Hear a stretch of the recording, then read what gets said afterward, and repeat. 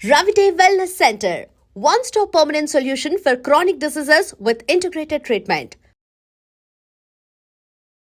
భారత రాజ్యాంగం, పార్లమెంటరీ ప్రజాస్వామ్యం, అలీన విధానం వీటన్నిటి నిర్మాణంలో నెహ్రూ పాత్రను ఇప్పుడు తక్కువ చేస్తున్నారా, ఉన్నట్లయినా చూపించే ప్రయత్నం చేస్తున్నారు సార్? నెహ్రూ అంటే ఆ రోజు ఫస్ట్ ఎలక్షన్స్లో అవును, ఆయనకు వ్యతిరేకంగా కూడా 30,000 ఓట్లు 40,000 ఓట్లు వచ్చాయండి. అంత జనాదరణ ఉన్న వ్యక్తి,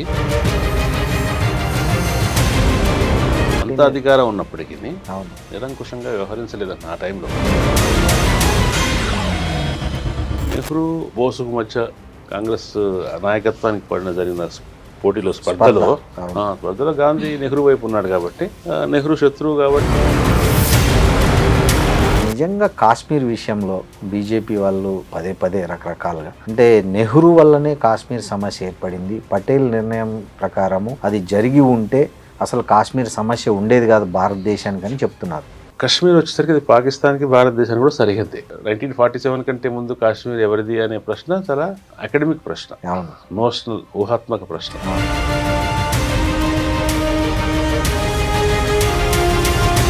దాన్ని ఎట్లా పరిష్కరించుకోవాలి అనే సమస్య వచ్చినప్పుడు దానికి పాకిస్తాన్లోని గిరిజన ప్రాంతాల నుంచి కొంతమంది వచ్చి దాడి చేశారు.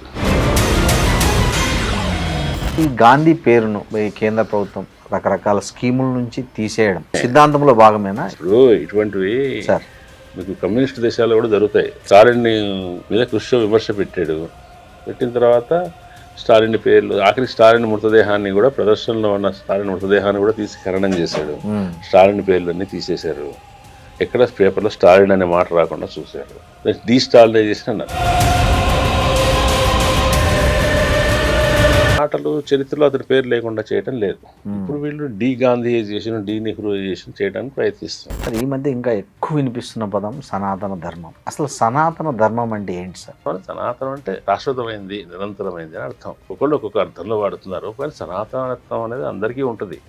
సనాతన ధర్మం అనేది ఒక నాస్తికుడికి, ఒక హేతువాదికి సనాతనులు ఎవరు? చార్వాకులు, బుద్ధుడు, జైనులు. సనాతనత్వం అంటే పాతది, అవును, మాసిపోనిది. సరే, ఈ రాజకీయ శత్రువులు, అసమ్మతివాదుల విషయంలో మోడీ పాలనలో సాగుతున్న ఏదైతే బుల్డోజర్ విధానం, దాన్ని అంటే తిప్పికొట్టే శక్తి సామర్థ్యాలు క్రమంగా అంతరించిపోతున్నాయి దేశంలో, ఇంక్లూడింగ్ కమ్యూనిస్టులతో సహా అందరూ ఎదుర్కోలేని ఒక పరిస్థితి వచ్చింది. దీనికి కారణం ఏమంటారు సార్? మోడీ కానీ ఆయన వాళ్ళ శక్తి సామర్థ్యాల వల్ల, వాళ్ళ దీర్ఘకాలంగా అనుసరిస్తూ వస్తున్న పద్ధతుల వల్ల, సహనం వల్ల 86 నుంచి ఒకవైపు గాంధీని, జాతిపితాని కొనియాడుతూనే మరోవైపు గాడ్సేని మహిమాన్వితం చేసుకుంటున్న బీజేపీ, దాని అనుబంధ శక్తుల చర్యలను మనం ఎట్లా అర్థం చేసుకోవాలి సమాజం? గాంధీని గాడ్సే హత్య చేసిన సమయంలో గాడ్సే ఆర్ఎస్ఎస్లో సభ్యుడిగా ఉన్నాడా లేడా, లేదా కేవలం ఆయనకు ఆర్ఎస్ఎస్ మీద కూడా విమర్శలు ఉండినా, లేదంటే ఆయనకు సావర్కర్కు ఉన్న సంబంధం ఏంటి, ఇవన్నీ వివాదాస్పద విషయాలు. నమస్తే, వెల్కమ్ టు ఐడ్రీ మీడియా. నేను మీ రొద్దం శ్రీనివాస్. దేశంలో బీజేపీ ప్రభుత్వం చరిత్రను వక్రీకరించే ప్రయత్నం చేస్తోందని, ముఖ్యంగా గాంధీ, నెహ్రూ, ఇందిరా గాంధీల పేర్లను, వాళ్ళ పేర్లతో చాలా అసత్యాలను ప్రచారం చేస్తోందని అటు కాంగ్రెస్ ఆరోపిస్తోంది. వామపక్షాలు కూడా చరిత్రపై జరుగుతున్న దాడిని పలు విధాలుగా ఖండిస్తున్నారు.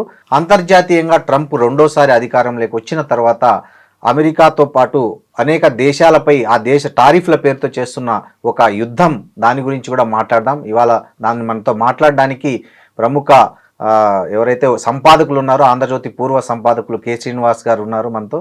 నమస్తే సార్. నమస్తే సార్, బాగున్నారా సార్? బాగున్నాను, చెప్పండి. ఏం లేదు సార్, ఇప్పుడు మీకు తెలియదు ఏం లేదు. దేశంలో బీజేపీ ప్రభుత్వం వచ్చిన తర్వాత చరిత్రపై మునిపెన్నడూ లేనంతగా దాడి జరుగుతోంది, చరిత్రను వక్రీకరిస్తోంది. అనుకోకుండా హిందుత్వ అనే ఒక అజెండాను అందరిలో చొప్పించడానికి, సినిమాల్లో సహా అన్నిట్లో చొప్పించడానికి ఒక తీవ్ర ప్రయత్నం జరుగుతోంది అని కాంగ్రెస్ నుంచి కానీ, వామపక్షాల నుంచి కానీ చాలామంది మాట్లాడుతున్నారు ఇవాళ బయట. ఒక రచయితగా, ఒక సీనియర్ జర్నలిస్ట్గా, వర్తమాన రాజకీయ అంశాలతో పాటు చారిత్రక అంశాల పట్ల ఒక పర్ఫెక్ట్ విజన్ ఉన్న ఒక సీనియర్ పాత్రికేయుడిగా మీరు దీన్ని ఎలా ఆలోచిస్తున్నారు సార్? పర్ఫెక్ట్ విజన్ అనేది నేను అంగీకరించాను. ఎవరికి పర్ఫెక్ట్ విజన్ ఉండదు సార్. మనం కొన్ని విషయాలు చూస్తున్నప్పుడు సహజంగానే కొన్ని విషయాలు విస్మరణకు గురవుతాయి. సాధ్యమైనంతగా అన్ని విషయాల్ని కవర్ చేసేటట్టుగా విషయాలను ఎట్లా అర్థం చేసుకోగలం అనేది ముఖ్యం. అవును సార్. చరిత్ర వక్రీకరణ జరుగుతుందా, చరిత్రని మార్చేస్తున్నారా, చరిత్ర మీద దాడి జరుగుతుందా, ఇవన్నీ రాజకీయమైన విమర్శలు. అవును సార్. స్థూలంగా బయట నుంచి చూస్తున్నప్పుడు మనకు కనిపిస్తుంది ఏంటంటే చరిత్ర అనేది ఒక ముఖ్యమైన వివాద అంశంగా ఉంది. ఎప్పుడూ ఉంటుంది చరిత్ర అనేది, ఎప్పుడూ ఉంటుంది. చరిత్ర అనేది చరిత్రకు సంబంధించిన విషయం కాదు, అంటే గడిచిన రోజులకు సంబంధించిన విషయం కాదు. చరిత్ర ఎప్పుడు వర్తమానానికి సంబంధించిన విషయమే. వర్తమాన అవసరాల కోసమే చరిత్రలోకి మనం వెళ్తాం, చరిత్రను అర్థం చేసుకుంటాం. జాతీయోద్యమంలో కూడా చరిత్ర ఒక ముఖ్య పాత్ర వహించింది కదా. అవును సార్. ఒకప్పుడు మన దేశం చాలా గొప్ప వైభవంగా ఉంది, స్వర్ణయుగా ఉండేది గుప్తుల కాలంలో.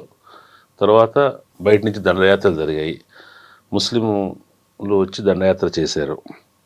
దాని తర్వాత ఇంగ్లీష్ వాళ్ళు వచ్చి మనల్ని పరిపాలించారు. పరిపాలించినప్పుడు మన వనరులను దోచుకున్నారు, మనల్ని బికారులుగా చేశారు. కానీ మళ్ళీ మనం పాత వైభవానికి వెళ్ళాలి అనే ఒక నరేటివ్ అంటాం. నరేటివ్ అంటే ఒక అభిప్రాయ చట్రం. అవును సార్. మనం ఎట్లా ప్రతి ఒక్కరికి ఆలోచించడానికి ఒక చట్రం ఉంటుంది. ఆ చట్రం అనేది, చట్రాన్ని అధికారంలో ఉన్న వాళ్ళు ప్రభావితం చేయడానికి ప్రయత్నిస్తుంటారు. మీరు ఎట్లా ఆలోచించాలనేది వారికి చాలా అవసరం, రాజుల కాలంలో అయినా, తర్వాత కాలంలో అయినా, ఇప్పుడు కాలంలో. కాబట్టి ఒకప్పుడు భారత జాతీయోద్యమం తనంతట తాను ఒక అభిప్రాయ చట్రాన్ని ఏర్పరచుకుంది, ఒక చారిత్రక చట్రాన్ని. ఇది ఈ చరిత్ర నుంచి మనం ప్రేరణ పొందాలి, ఇటువంటి భవిష్యత్తును మనం సాధించుకోవాలి. దాని ప్రకారం జాతీయోద్యమం జరిగింది. జాతీయోద్యమాన్ని కాంగ్రెస్ నాయకత్వం వహించింది. కానీ కాంగ్రెస్ ఒక్కటే చేయలేదు జాతీయోద్యమం. దాంట్లో కమ్యూనిస్టులు ఉన్నారు, ఇతర విప్లవకారులు ఉన్నారు, కొన్ని మతతత్వ సంస్థలు ఉన్నాయి, కొన్ని కుల సామాజిక సంఘాలు ఉన్నాయి, అన్ని రకాల శక్తులు కలిసి చేశారు. కానీ దాంట్లో ప్రధాన స్రవంతి ఏంటంటే కాంగ్రెస్, గాంధీ, నెహ్రూ, పటేల్ వీళ్ళ నాయకత్వం. కాబట్టి ఆ జాతీయోద్యమం కొన్ని ఒక చారిత్రక దృష్టిని నమ్మింది, ప్రచారం చేసింది. సహజంగానే స్వాతంత్రం వచ్చాక అదే చారిత్రక దృష్టి అనేది అధికారిక చరిత్ర దృక్పథంగా వచ్చింది. ఆ దృక్పథంతో బీజేపీ వాళ్ళకో, హిందూ మతత్వవాదులకో, వీళ్ళకు మాత్రమే కాదు, కమ్యూనిస్టులు కూడా విభేదం ఉంది. కమ్యూనిస్టులు కూడా గాంధీ, నెహ్రూ నాయకత్వంలో జాతీయోద్యమానికి అంత ప్రాముఖ్యం ఇవ్వకుండా విప్లవకారులు చేసిన దానికి ప్రాముఖ్యం ఇవ్వాలి కదా అని కమ్యూనిస్టులు అనుకునేవాళ్ళు. కాబట్టి మొన్నటి దాకా 2014 దాకా మన దేశంలో ప్రధాన చారిత్రక దృష్టిగా ఉన్నది ఏదైతే ఉందో అది జాతీయోద్యమ కాలంలోనే ఏర్పడింది. కానీ ఆ దృష్టితో, ఆ ఆలోచన విధానంతో పేచి ఉన్నది ప్రధానంగా ఎవరికంటే కమ్యూనిస్టులు కూడా పేచి ఉంది.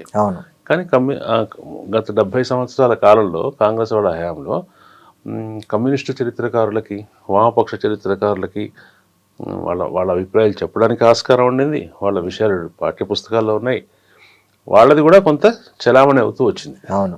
దీన్ని పూర్తిగా పొసగని వాళ్ళు ఎవరంటే మితవాద శక్తులు, మితవాద రాజకీయ పక్షాలు. ఒకప్పుడు జనసంఘ్ కావచ్చు, తర్వాత భారతీయ జనతా పార్టీ కావచ్చు, వాళ్ళ మాతృ సంస్థ అయినటువంటి ఆర్ఎస్ఎస్ కావచ్చు, స్వాతంత్ర జాతీయోద్యమ దశలో హిందూ మహాసభ కావచ్చు, వీళ్ళ చారిత్రక దృష్టి వేరు.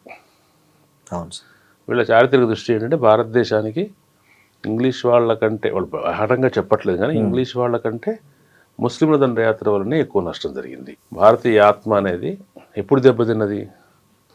సోమనాథ్ దేవాలయం మీద దాడి చేసినప్పుడే దెబ్బతిన్నది.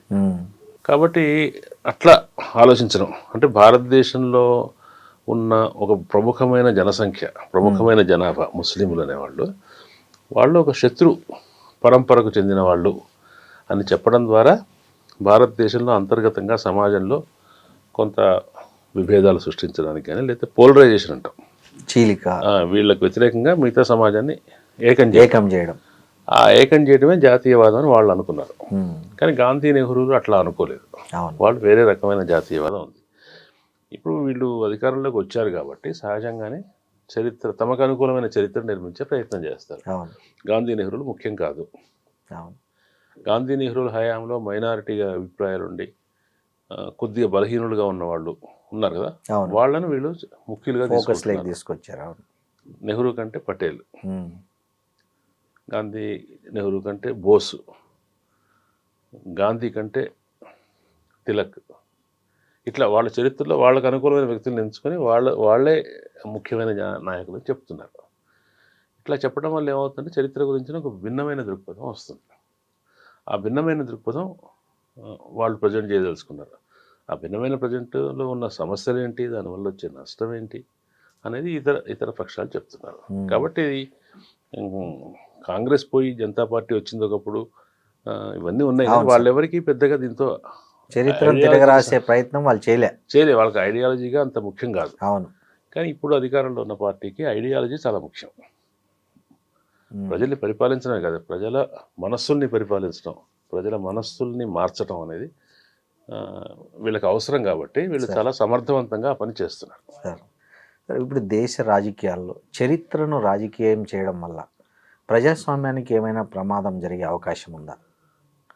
చరిత్ర ఎప్పుడు రాజకీయంగానే ఉంటుంది. చెప్పాను కదా, గతంలోని అంశాలు ఏవి వర్తమానంలో ముఖ్యం అవుతాయంటే వర్తమాన అవసరాల కోసమే కదా. అవును సార్.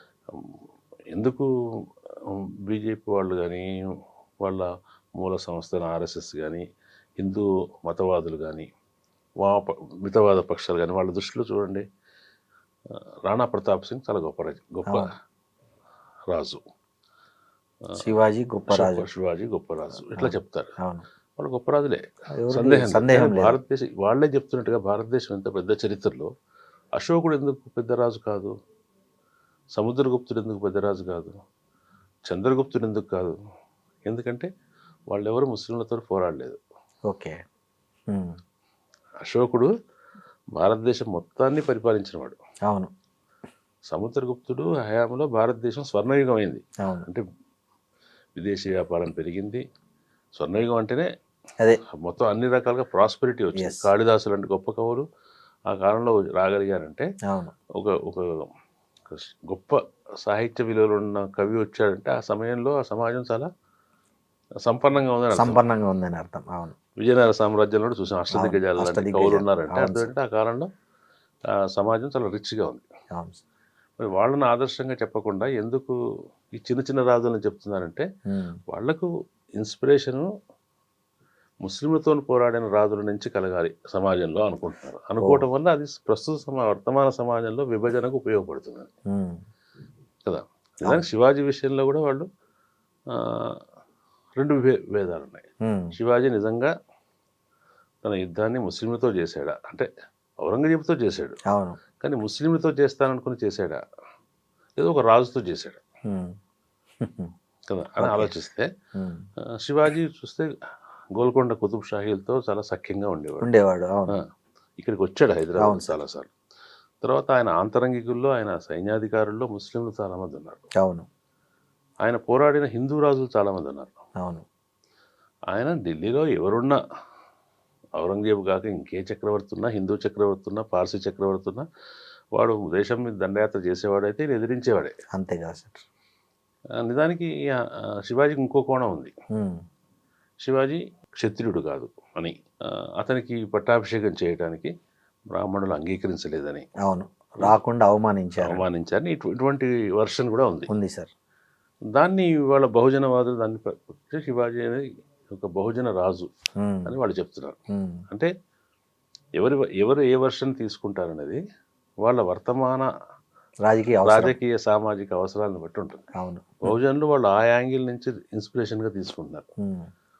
అట్లా కాదు, భారతదేశంలో అది ముస్లింల మీద ఒక వ్యతిరేకత కలిగించే ప్రేరణ ఇవ్వాలనుకుంటే శివాజీని ఒక ముస్లింల మీద పోరాడిన రాజుగా తీసుకుంటారు. కాబట్టి వర్తమాన అవసరాల నుంచే వస్తుంది. రాజకీయంగా చూడటం ప్రతి ఒక్కరు రాజకీయంగానే చూస్తారు. కానీ ఇవాళ మనకి ఎందుకు గ్లేరింగ్గా కనపడుతుందంటే, ఇవాళ ఈ 10 సంవత్సరాల నుంచి 11 సంవత్సరాల నుంచి ఈ ప్రభుత్వం చేసినంత కన్సిస్టెంట్గా, పట్టుదలగా చరిత్రను మార్చడం, చరిత్ర దృక్పథాన్ని మార్చే ప్రయత్నం చేయడం, ఉత్తగా మార్చి ఉపన్యాసాలు ఇవ్వడం కాదు, ఎక్కడ ఏ సోర్సెస్ నుంచి మనలో చరిత్ర అభిప్రాయాలు ఏర్పడతాయో ఆ సోర్సెస్ మీద గురి పెట్టారు. ఇంకా టెక్స్ట్ బుక్స్లో మార్చారు. మాల్లో సమాచార మాధ్యమాల్లో చర్చల్లో ఈ భావాన్ని ప్రచారం చేయడం ద్వారా చేశారు. ముఖ్యంగా ఈ డిజిటల్ మీడియా వచ్చిన తర్వాత దీని ద్వారా ఎక్కువగా ప్రచారం చేశారు, వాట్సాప్ ద్వారా ఎక్కువ ప్రచారం చేశారు. కాబట్టి ప్రజల రేడియో కార్యక్రమాలు, టీవీ కార్యక్రమాలు ద్వారా చేశారు. కాబట్టి ప్రజల అభిప్రాయాలను ఏవి తీర్చిదిద్దుతాయో ఆ మూలాల మీద వాళ్ళు దృష్టి పెట్టారు. కాబట్టి ఇంత పట్టుదలగా చేసిన ప్రభుత్వం ఇంకొకటి లేదు. అందువల్ల ఎప్పుడు ఇంతకాలం ఈ 70 సంవత్సరాలుగా ఈ భావజాల రంగంలో ఇటువంటి ప్రయత్నం లేదు కాబట్టి దాన్ని ఎదుర్కొనే వాళ్ళు కూడా తబ్బిపోతున్నారు. కాంగ్రెస్ కూడా దాన్ని ఎదుర్కోలేకపోతుంది. కాంగ్రెస్ కావచ్చు, లెఫ్టిస్టులు కూడా పూర్తిగా ఎదుర్కొంటారని చెప్పలేం. అవును, మీరు 2014లోనే ఒక సంపాదకీయం రాశారు ఆంధ్రజ్యోతిలో. ఈ ట్రెండ్ను మీరు పసిగట్టి మంద్రస్థాయి మహాయుద్ధం అని ఒక క్యాప్షన్ పెట్టి రాశారు. సో ఆ మంద్రస్థాయి మహాయుద్ధం ఇప్పుడు ఏ దశకు 11 సంవత్సరాలు 2014లో ఎట్లా ఉందో సార్ 2025లో 26లో అట్లా లేదు. అదే చాలా మార్పులు. చాలామంది మర్చిపోయిన విషయం, గుర్తించిన విషయం ఏంటంటే 2014లో నరేంద్ర మోడీ గారు ప్రధానమంత్రిని చేసిన బీజేపీ ప్రభుత్వం వచ్చింది కదా. అవును. ఆ సంవత్సరం ఎన్నికల్లో బీజేపీ ఇవాళ మనం అందరూ విమర్శిస్తున్నటువంటి మతతత్వ ప్రచారం ద్వారా అధికారంలోకి రాలేదు. అవును, కాంగ్రెస్ మీద తీవ్ర వ్యతిరేకత, కాంగ్రెస్ లోపాలు, అది మెయిన్ ఫోకస్. అప్పటి స్లోగన్ ఏంటి? అచ్చేదిన్. ఎస్, మంచి రోజులు. అవును, మంచి రోజులు తెస్తామని వచ్చారు వాళ్ళు. అవును, మంచి రోజులు ఏ నేపథ్యంలో తెస్తారు? ఆ రోజున పాలసీ పిరాలసిస్ అన్నారు, విధాన వైకల్యం, అవును, పరిపాలన వక్రత, తర్వాత అవినీతి, ఈ మూడుతో కునారిల్లుతున్నటువంటి యూపీఏ ప్రభుత్వంలో నుంచి మీకు విముక్తి కలిగించి మంచి రోజులు తీసుకొస్తాము అనేటువంటి నినాదంతో వచ్చింది. మీరు గమనిస్తే అప్పుడు ఈ మతత్వ అంశాలు అస్సలు లేవని కాదు, ఈ మతత్వ విభజన అంశాల పాత్ర శాతం చాలా తక్కువ. కానీ గ్రాడ్యువల్గా 2014 నుంచి 2000 క్రమంగా తమ అధికారాన్ని వాళ్ళు బలపరుచుకుంటూ వస్తున్న సమయంలో ఇది అంటే అధికారాన్ని పైనుంచి సంపాదించుకున్నారు. అవును, సంపాదించుకొని తమ అభిప్రాయాల్ని, భావాల్ని కిందికి పూర్తి వేళ్లలోకి ఇంకించేటట్టుగా ప్రయత్నం చేశారు. ఆ ప్రయత్నం చేస్తున్నప్పుడు ఇటు ప్రయత్నం జరుగుతుందని గుర్తించిన వాళ్ళు ఉన్నారు, గుర్తించకుండా ఆదమర్చిన వాళ్ళు ఉన్నారు. గుర్తించిన వాళ్ళకు శక్తి లేకపోతే ఏమి చేయకపోయి ఉండొచ్చు, గుర్తించని వాళ్ళకు శక్తి ఉండి కొంతమంది గుర్తించలేకపోవచ్చు. కానీ ఒక సమయానికి వచ్చేసరికి ఏంటంటే ఇది చాలా పెద్ద విషయం, దీన్ని మనం ఫైట్ చేయలేము అనే స్థితికి వాళ్ళ వచ్చాం. మంద్రస్థాయి మహాయుద్ధం అనేది రకరకాల ఫ్రంట్స్లో అన్ని భారతదేశంలో అనేక రాష్ట్రాలు వాళ్ళ చేతుల్లోకి వచ్చాయి. కశ్మీర్ విషయంలో వాళ్ళు ఎప్పటి నుంచో చెప్తున్న విషయాన్ని వాళ్ళు 370 రద్దు చేశారు. రామాలయాన్ని నిర్మించారు. కామన్ సివిల్ కోడ్ కొన్ని రాష్ట్రాల్లో ప్రవేశపెడుతున్నారు. దాని గురించి బలమైన వాదన తీసుకొచ్చారు. ప్రజల ఆలోచన విధానాల్లో మొత్తం ఒక ఏమంటాం ఒక సమూలమైన మార్పు తీసుకొచ్చారు. అవును సార్, చాలా మంది చదువుకున్న వాళ్ళు, ప్రొఫెషనల్స్ కూడా ఇవాళ హిందుత్వ గురించి దీని గురించి మాట్లాడుతున్నారు. వాళ్ళు మాట్లాడుతున్న హిందుత్వ అని, ఆ ఐడియాలజీ పేరు హిందుత్వ అని వాళ్ళకి తెలియకపోయి ఉండొచ్చు. కానీ వాళ్ళు ఆ విషయాన్ని నమ్ముతున్నారు. కొన్ని విషయాల్ని భారతదేశానికి అంతర్గత శత్రువుల నుంచి ఎక్కువ ప్రమాదం ఉందని, అంతర్గత శత్రువులు భారతదేశంలోనే కొంతమంది అంతర్గత శత్రువులని, అటువంటివన్నీ నమ్ముతున్నారు.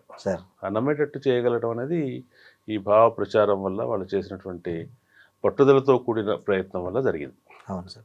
సార్, ఈ నెహ్రూ, మహాత్మా గాంధీ, ఇందిరాగాంధీ వీళ్ళ పాత్రను తగ్గించడము, వాళ్ళ మీద పదే పదే బీజేపీ వాళ్ళ ఈ లోపాల గురించి, అది మీరన్న డిజిటల్ మీడియా అన్ని రంగాల్లో మూలాలు అన్నిట్లో వాళ్ళ మీద వాళ్ళ వ్యక్తిత్వం మీద, వాళ్ళ పాలన మీద, వాళ్ళ విధానాల మీద ఒక దాడి చేయడము.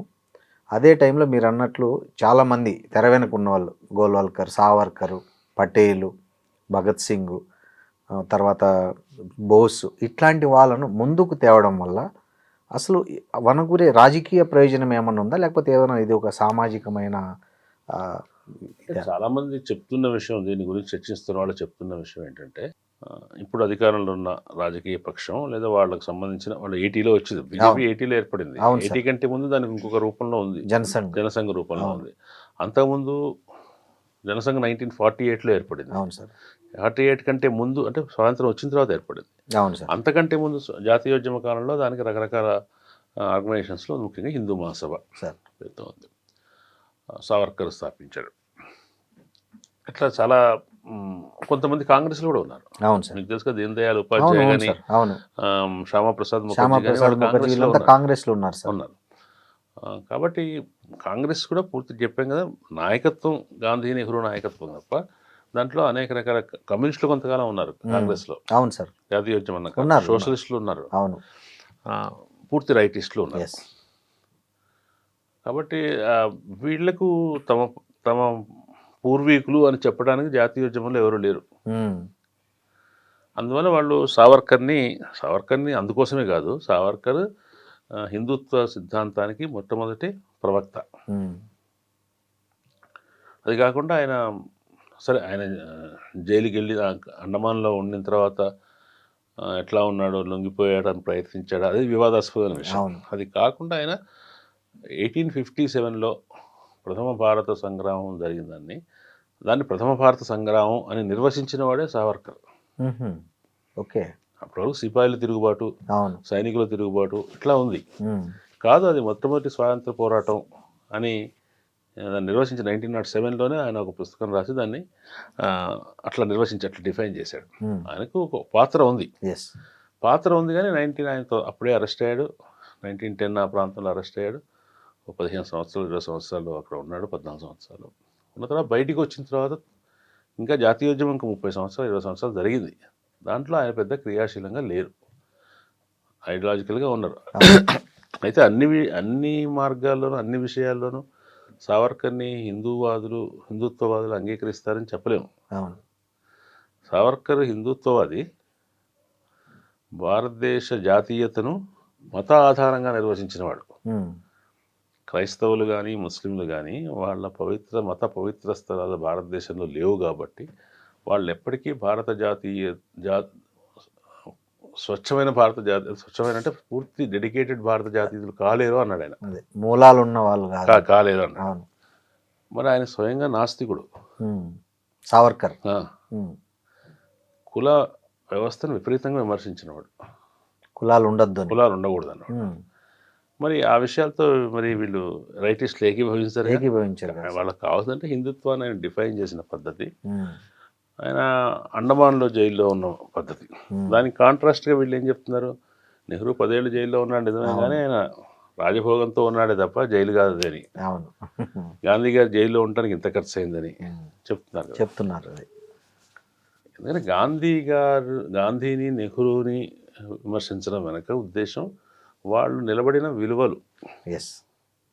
ఆ విలువలతో వాళ్ళకు విభేదం ఉంది.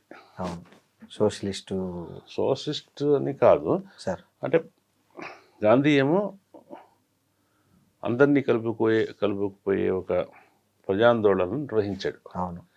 ఆయన స్వయంగా కులాన్ని సమర్థించాడు, కుల వ్యవస్థను సమర్థించాడు Gandhi. At the same time వర్ణాశ్రమ వ్యవస్థను సమర్థించుతూనే అస్పృశ్యత పోవాలన్నాడు. అస్పృశ్యత పోవాలన్నాడు. తర్వాత భారతదేశంలో వివిధ మతాల మధ్య సామరస్య జీవనం ఉండాలన్న, ఇట్లా కులాల మధ్య ఎట్లా అస్పృశ్యత లేకుండా సామరస్యం ఉండాలన్న, మతాల మధ్య కూడా అట్లా ఉండాలి.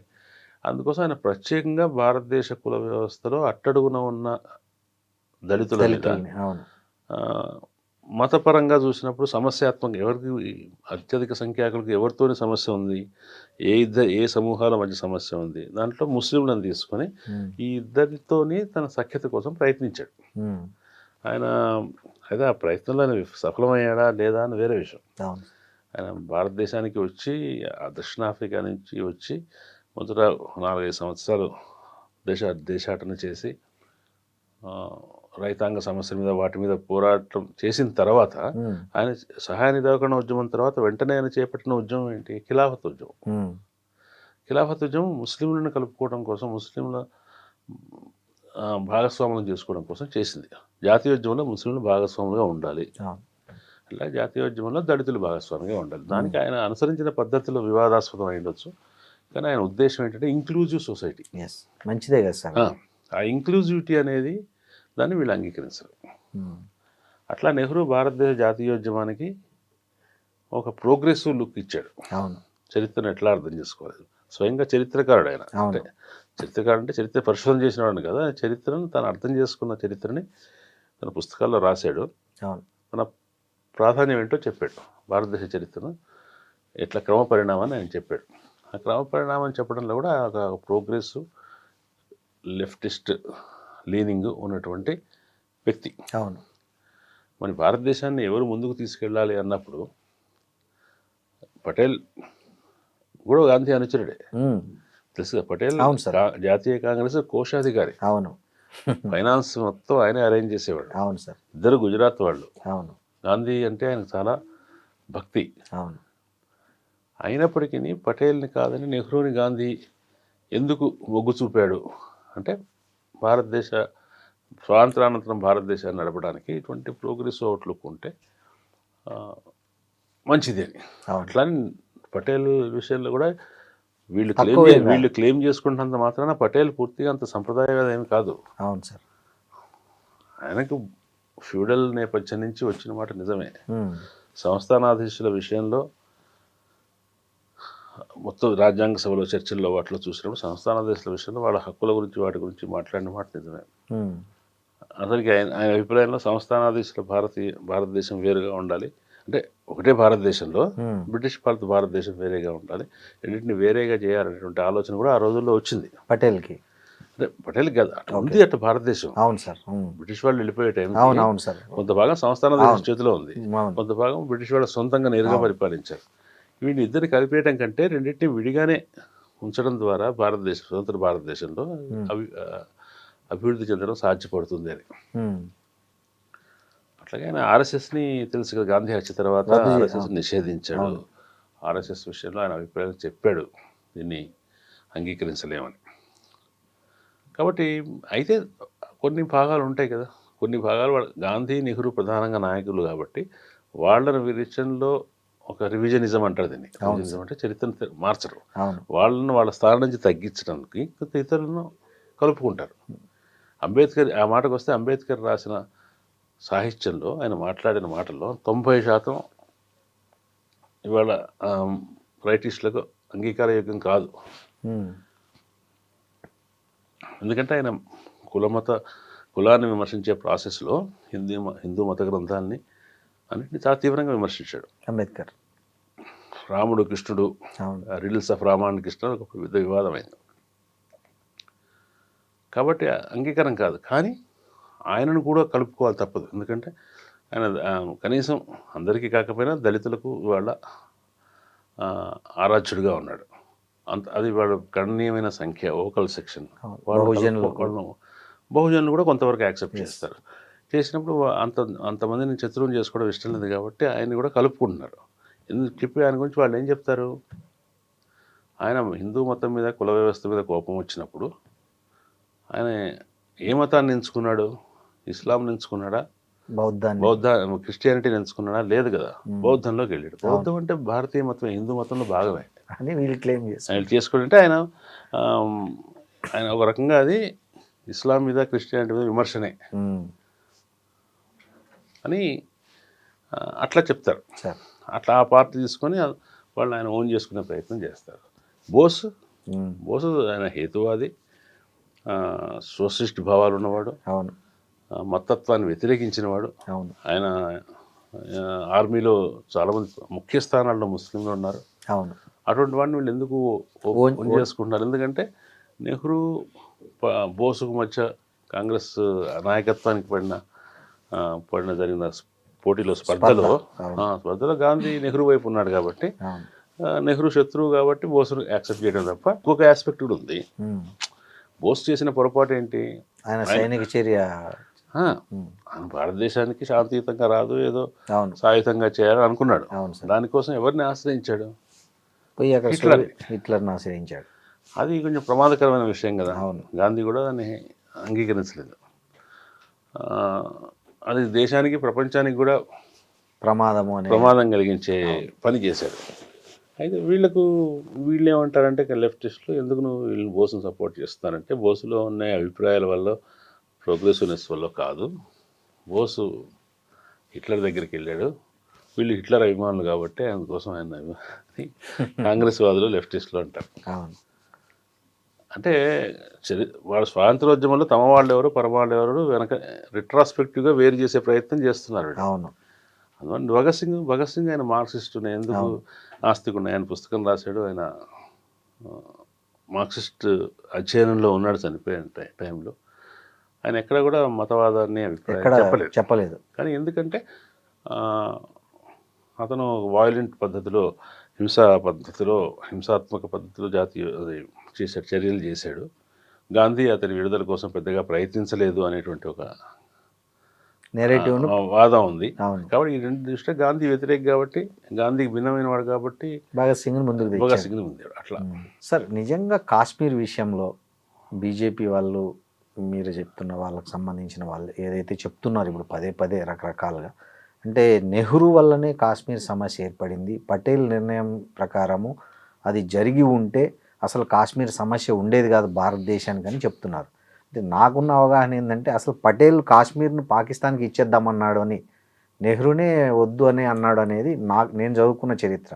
సార్, మీ కోణంలో ఎలా చెప్తారు సార్? అంటే ఏ సందర్భంలో ఏమన్నారు అనే దానికంటే కూడా సార్, కాశ్మీర్ సమస్య ఎందుకు వచ్చింది అనేది ఒకసారి ఆలోచించినప్పుడు, కాశ్మీర్ సమస్య కాదు, హైదరాబాద్ సమస్య కూడా వచ్చినాయి. అవును. ఎందుకు వచ్చింది అంటే భారతదేశంలోని వివిధ సంస్థానాలు, సామంతరాజులు వివిధ సంస్థానాలు ఉన్నారో వాళ్ళు బ్రిటిష్ వాళ్ళ పారమౌంట్సే అంటారు. అవును. పరమాధికారం కింద ఉండినటువంటి సంస్థానాధీశులు, మీరు భారతదేశంలో కలిసిపోవచ్చు, అవసరమైతే స్వతంత్రంగా ఉండొచ్చు, లేదంటే పాకిస్తాన్లో కలవచ్చు అనేటువంటి ఆప్షన్ ఆ రోజున చర్చల్లో బ్రిటిష్ వాళ్ళు చెప్పారు.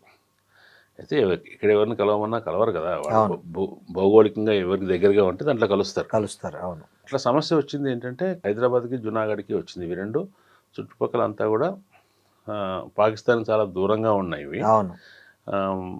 కానీ పాకిస్తాన్లో కలవాలని నేను కోరుకోలేదు. స్వతంత్రంగా ఉండాలనే కోరిక వచ్చింది. కశ్మీర్ వచ్చేసరికి ఇది పాకిస్తాన్కి, భారతదేశానికి కూడా సరిహద్దే కదా. అవును. దాంట్లో అక్కడ కూడా జాతీయోద్యమం జరిగింది. షేక్ అబ్దుల్లా అక్కడ జాతీయోద్యమం నాయకుడు. ఆ జాతీయోద్యమం జరుగుతున్నప్పుడు వాళ్ళేం భారతదేశంలో కలుస్తామనో అట్లా జరగలేదు అది. కాబట్టి ఏంటంటే అప్పుడు ఒక వివాదం వచ్చింది. ఒక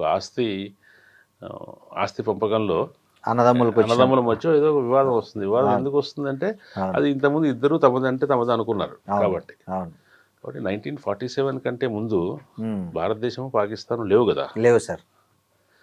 కాబట్టి 1947 కంటే ముందు కాశ్మీర్ ఎవరిది అనే ప్రశ్న చాలా అకాడమిక్ ప్రశ్న, నోషనల్, ఊహాత్మక ప్రశ్న.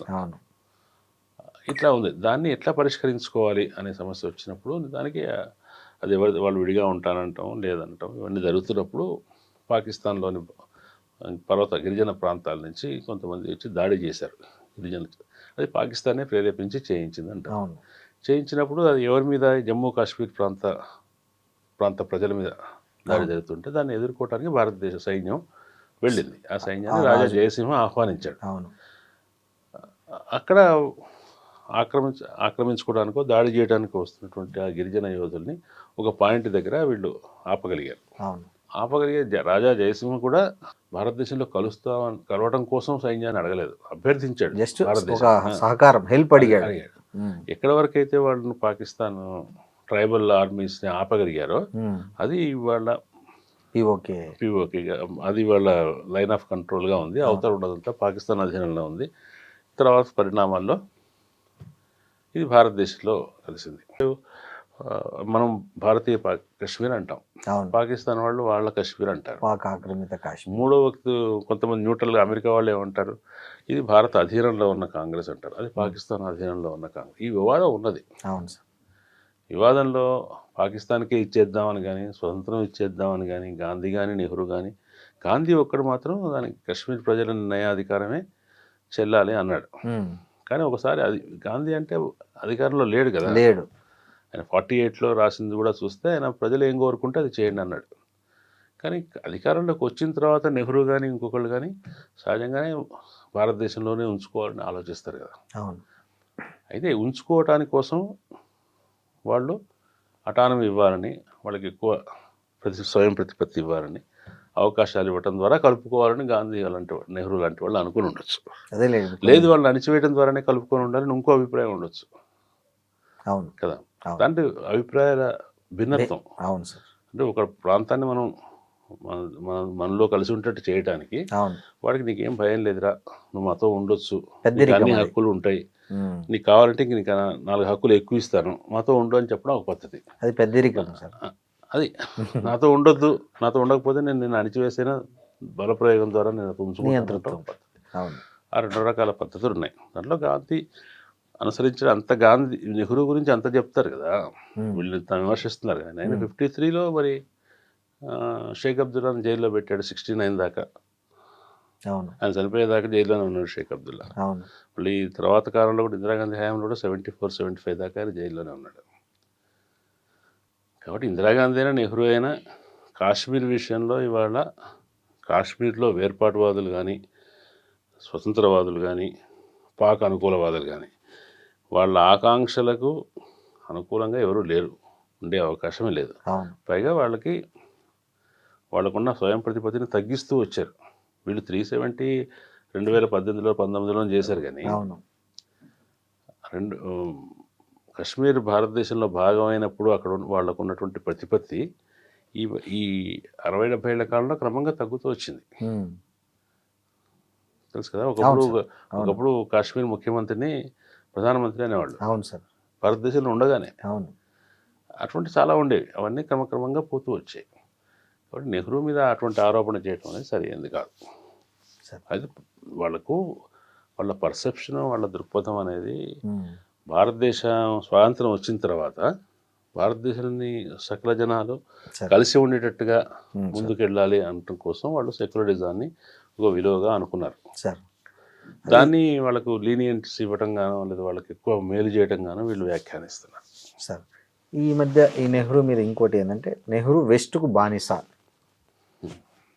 మన విదేశాంగ విధానం అంతా నెహ్రూ వల్లనే మొత్తం చాలా ఇదైపోయింది అనే ఒక ప్రధానమైన ఆరోపణ కూడా బీజేపీ శక్తులు. చెప్పాం కదా, ఒకటి మొదలైతే మొత్తం అంతా కూడా దాని అంటారు సార్. అంటే నెహ్రూ ఆయన జీవన సరళి కూడా వాళ్ళకి విమర్శన అవుతుంది. ఆయన చాలా సంపన్నుడు. వాళ్ళ నాన్న చాలా పెద్ద, ఆ రోజుల్లో దేశంలో చాలా ఎక్కువ సంపాదించే లాయరు. సాంప్రదాయకంగా కూడా వాళ్ళు ధనవంతులు. కాబట్టి ఆయన జీవితం లగ్జరీస్గా ఉంటుంది. కాబట్టి అది ఎట్లాగో ఇప్పుడు గాంధీని ఎట్లా ఆయన చొక్కా లేకుండా సింపుల్గా ఉంటే జనం యాక్సెప్ట్ చేస్తున్నారో, మిగతా నెహ్రూ విషయంలో కొంచెం డిస్టెన్స్ కూడా ఉంటుంది మనకి చూసినప్పుడు. గౌరవం ఉంటుంది కానీ ప్రేమ ఉండటం కష్టం. కాబట్టి ఆ డిస్టెన్స్ను ఆధారం చేసుకొని ఆయన చాలా లావిష్గా బతికినవాడు, వెస్ట్రన్ కల్చర్ అంటే ఇష్టం, స్త్రీలతో ఎక్కువ స్నేహంగా ఉండేవాడు. ఇటువంటివన్నీ కూడా అతని మీద ఒక దురభిప్రాయం కలిగించడానికి ఈ నెరేటివ్ను స్ప్రెడ్ చేస్తున్నారు. వాటిని ఇంతకుముందు అట్లా మనం అర్థం చేసుకోలేదు వాటిని. ఒకప్పుడు మరి ఆయన నాకు ఇది రాత్రిపూట టీ పెట్టుకోవడానికి అగ్గిపెట్టె దొరకకపోతే ఆ రోజుల్లో రూపాయి నోట్లు, 100 రూపాయల నోట్లను తగలబెట్టి ఆ మంటతో టీ పెట్టుకున్నాడని మనం చిన్నప్పుడు చదువుకున్నాం కదా. ఆ చదువుకున్నప్పుడు మేమేమనుకున్నాం, అంత డబ్బు ఉన్నవాడు కూడా స్వాతంత్రోద్యమానికి వచ్చి ఇంత సంవత్సరం జైల్లో ఉన్నాడు కదా అనుకున్నాం. అంతే కదా సార్. అవును, న్యాచురల్గా ఆలోచించేది. కానీ ఇప్పుడు అర్థం చేసుకునే పద్ధతి వేరుగా ఉంటుంది. అయితే భారత రాజ్యాంగం, పార్లమెంటరీ ప్రజాస్వామ్యం, అలీన విధానం, వీటన్నిటి నిర్మాణంలో నెహ్రూ పాత్రను ఇప్పుడు తక్కువ చేస్తున్నారా, ఉన్నట్లయినా చూపించే ప్రయత్నం చేస్తున్నారా సార్? మీకేమనిపించింది సార్? నవభారతదేశం ఎట్లా వెళ్ళాలి అనే విషయంలో జాతీయోద్యమం ఆకాంక్షలు ఒక రకంగా ఉన్నాయి, గాంధీ అనుకున్నది ఒక రకంగా ఉంది. ఆ రెండింటిని సమన్వయం చేస్తూ నవభారత ప్రయాణాన్ని ఆయన ప్రారంభించాడు. అంటే భారతదేశం పరాధీనత నుంచి స్వతంత్రతలోకి చేసిన ప్రయాణం నెహ్రూ ఆధ్వర్యంలో మొదలైంది. ట్రిస్ట్ విత్ డెస్టినీ అన్నాడు. మన భవితవ్యాన్ని మనం ఇక్కడ కలుసుకున్నాం, మన భవిష్యత్తును కలుసుకున్నాం, ఇక్కడి నుంచి ప్రయాణం మొదలవుతుంది అని చెప్పినప్పుడు భారతదేశానికి ఏం కావాలి? భారతదేశంలో పెట్టుబడిదారులు లేరు, భారతదేశంలో వ్యవసాయం వెనుకబడి ఉంది, నిరక్షరాస్యత ఉంది, హెల్త్ బాగాలేదు, సో ఇవన్నీ ఉన్నాయి. అన్నిటినీ నిర్మాణం చేసుకుంటూ రావాలి. ఒక్కొక్క 5-5 సంవత్సరాలకి మన అభివృద్ధి ప్రాధాన్యాలు ఏంటి అని తెలుసుకొని పంచవర్ష ప్రణాళికలు వేయటం కావచ్చు, మౌలిక వసతులు కల్పించడం. ఒక దేశ నిర్మాణానికి మౌలిక వసతులు ఏముంటాయి? ఒక ఊరుకు మౌలిక వసతులు అంటే రోడ్లు, నీటి సరఫరా, మంచినీళ్ళు, రోడ్లు, ఇవి చెప్తాం. ఒక దేశానికి అంటే ఏం కావాలి? పారిశ్రామికీకరణ, అంటే భవిష్యత్తుకి అవసరమైన నిపుణులు తయారు చేయాలి, శాస్త్రవేత్తలు తయారు చేయాలి, విద్యావేత్తలను తయారు చేయాలి. తర్వాత వ్యవసాయానికి ప్రోత్సాహం ఇవ్వాలి, పారిశ్రామికవేత్తలకు చిన్న చిన్న పారిశ్రామికవేత్తలకు సహాయం ఇవ్వాలి. పరిశ్రమలు దేశానికి అవసరం. పారిశ్రామికవేత్తలు లేరు, అంత డబ్బు లేదు, ఒకళ్ళు ఇద్దరు టాటాలో బిర్లాలు ఉన్నారు. ఏం చేయాలి అప్పుడు? మొత్తం పరిశ్రమలన్నింటినీ ప్రభుత్వ రంగంలో పెట్టాలి. ప్రభుత్వ రంగంలో పెట్టడానికి ఏం చేయాలి? స్నేహ సంబంధాలు ఉన్న దేశాల నుంచి సహాయం తీసుకోవాలి.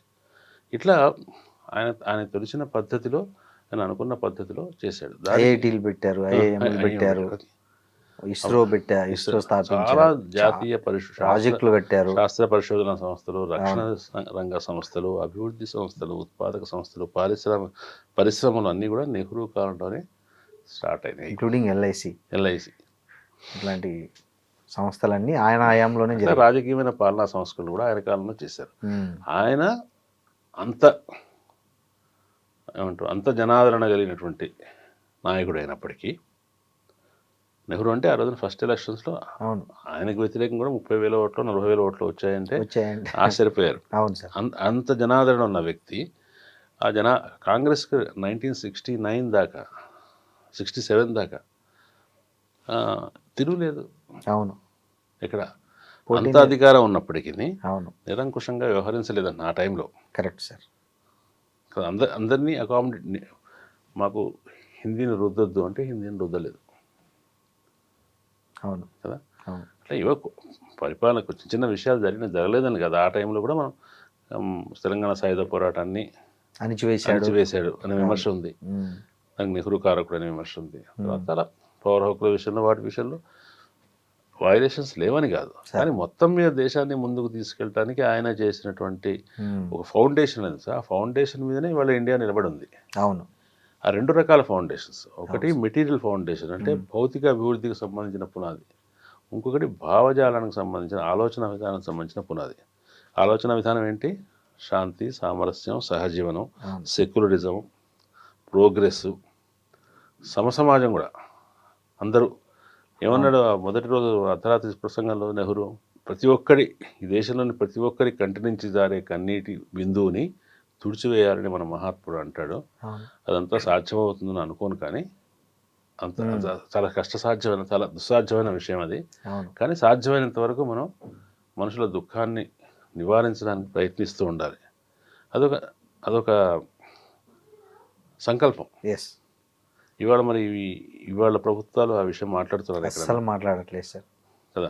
మీ ఆత్మాభిమానం చెప్తున్నారు, మీ వైభవం చెప్తున్నారు, మీ దేవుణ్ణి ఉద్ధరిస్తామని చెప్తున్నారు, అని చెప్తున్నారు, కానీ మీకు దరిద్రం లేకుండా, మీ దుఃఖం లేకుండా చేస్తున్నారని చెప్పట్లేదు. అది ఆ రోజున మన భారతదేశ సంకల్పం అయింది. ఆ సంకల్పాన్ని ఆయన ముందుకు తీసుకెళ్లే ప్రయత్నం చేశాడు. రెండు రకాల ఫౌండేషన్ ఉన్నాం కదా, అభిప్రాయాలకు సంబంధించింది, భౌతిక అభివృద్ధి సంబంధించింది. ఈ రెండింటిని దెబ్బతీసే ప్రయత్నం జరుగుతుంది, రెండింటిని కాదనే ప్రయత్నం జరుగుతుంది. ఒకవైపు గాంధీని, జాతిపితాని కొనియాడుతూనే మరోవైపు గాడ్సేని మహిమాన్వితం చేసుకుంటున్న బీజేపీ, దాని అనుబంధ శక్తుల చర్యలను మనం ఎట్లా అర్థం చేసుకోవాలి సమాజం? గాంధీని గాడ్సే హత్య చేసిన సమయంలో గాడ్సే ఆర్ఎస్ఎస్లో సభ్యుడిగా ఉన్నాడా లేడా, లేదా కేవలం ఆయనకు ఆర్ఎస్ఎస్ మీద కూడా విమర్శలు ఉండినా, లేదంటే ఆయనకు సావర్కర్కు ఉన్న సంబంధం ఏంటి, ఇవన్నీ వివాదాస్పద విషయాలు. గాంధీ హత్య కేసు సావర్కర్ మీద కూడా పెట్టారు, కానీ తీసేశారు, కొట్టేశారు. అది పెద్ద ఇంపార్టెంట్ కాదు. భౌతికంగా మనిషిని నిర్మూలించడం అనేది అది వ్యక్తిగా చేశాడా, ఒక సంస్థగా చేశాడా, ఆ సంస్థకి ఏం సంబంధం ఉందనేది. దానికంటే కూడా గాంధీ ఎందువల్ల హత్యకు గురయ్యాడు, మనకు కూడా ఆయన అనుసరించిన పద్ధతి మీద కొంత అభ్యంతరం ఉండొచ్చు, కానీ అట్లా చేస్తే అవుతుందా అనిపించవచ్చు. దేశ విభజన స్వాతంత్రం వచ్చిన రోజున ఆయన కలకత్తాలో ఉన్నాడు. 1947 ఆగస్ట్ 14, 15 నైట్ ఎక్కడ ఉన్నాడు? కలకత్తాలో ఉన్నాడు. ఎక్కడ? మత కలహాలు జరుగుతున్న ప్రాంతంలో మధ్యలో ఒక ఇంట్లో కూర్చొని నిరాహార దీక్ష చేస్తున్నాడు. ఆయన మత కలహాలను ఏమన్నాడు? ఇది మనిషిలోని విషపూరిత స్వభావం, దీన్ని మనిషి జయించాలి, నాకు చాలా బాధేస్తుంది, మనుషులు ఇట్లా చంపుకోకూడదు అని నేను అక్కడే ఆ ప్రాంతం ఎక్కడైతే జరుగుతుందో అక్కడికి వెళ్ళి కూర్చున్నాడు. అటు ముస్లింలు ఇటు హిందువులు ఎవరైనా కూడా రాయిట్స్లో పాల్గొంటున్న వాళ్ళు ఎవరైనా సరే ఆయన జోలికి వెళ్ళే ధైర్యం లేదు. ఆయన ఒక నైతిక శక్తిగా నేను అక్కడ నిలబడ్డాను అనుకుంటున్నాను. ఇట్లా జరుగుతుంటే మనకు వచ్చిన స్వాతంత్రం అనేది నాకు పెద్ద దాన్ని నేను విలువలేదు అన్నాడు. అంటే చాలా విషయాల్ని ఆయన స్వాతంత్రోద్యమంతో సహా చాలా విషయాల్ని మోరల్ ఆస్పెక్ట్ నుంచి చూడటం, మోరల్ వెపన్గా చూడటం, నిశ్చయంగా ఒక చేయాల్సిన సమయంలో చేయకుండా దాన్ని వెనక్కి తగ్గటం, ఇటువంటి గాంధీ మీద చాలా విమర్శలు పెట్టచ్చు. కానీ ఆయన ఏమనుకున్నాడంటే భారతదేశంలో స్వతంత్ర భారతదేశం యొక్క నైతికత ఎప్పుడు సాధ్యపడుతుందంటే అది తన దేశంలోని తన జనాభాలోని అట్టడుగు అస్పృశ్య జనాలను కూడా గౌరవంగా చూసినప్పుడు, అట్లాగే ముస్లింల విషయంలో కలుపుకొని వాళ్ళను కూడా భాగస్వాములను చేసుకోగలిగినప్పుడు మాత్రమే స్వతంత్ర భారతదేశానికి ఒక నైతిక స్థాయి ఉంటుంది అనుకున్నాడు. వాళ్ళు వెళ్ళిపోయారు కదా, వేరే దేశం ఏర్పాటు చేసుకున్నారు కదా, ఇంకా ఎందుకు వాళ్ళని గౌరవించాలంటే ఆయన దాని గౌరవాన్ని వాళ్ళతో కలిసి సహజీవనం చేయగలగటంలోనే అది భారతదేశం నైతిక స్థితి ఉంటుందని అనుకున్నాడు. అది ఆ మోరల్ ఫౌండేషన్ అనేది వీళ్ళకి ఇష్టం లేదు. భారతదేశం ఒక మతం వాళ్ళదే, ఇతర మతస్థులు ఉంటే వీళ్ళకు లొంగి ఉండవచ్చు, రెండవ శ్రేణి, వాళ్ళకి హక్కు లేదు అనేది వీళ్ళు అనుకుంటారు. కాబట్టి గాంధీతో విభేదిస్తుంది అక్కడ. అందువల్ల అట్లా బోధించేవాడిని గాంధీయే కాదు. ఇప్పుడు చూసారా లేదా మీరు, చాలా మంది రైటిస్టులు సోషల్ మీడియాలో బుద్ధుడిని తిడుతున్నారు. అవును సార్, ఈ మధ్య అది కూడా స్టార్ట్ అయింది. బుద్ధుడిని తిట్టడం అంటే చేతగాని వాడు చెప్పడం వల్లే భారతదేశంలో అహింసను చెప్పడం వల్లే ఈ దండయాత్రలన్నీ భరించారు. ఈ గాంధీ పేరును కేంద్ర ప్రభుత్వం రకరకాల స్కీముల నుంచి తీసేయడం, ఇది కూడా సిద్ధాంతంలో భాగమేనా? ఇటువంటివి సార్ మీకు కమ్యూనిస్ట్ దేశాల్లో కూడా జరుగుతాయి సార్.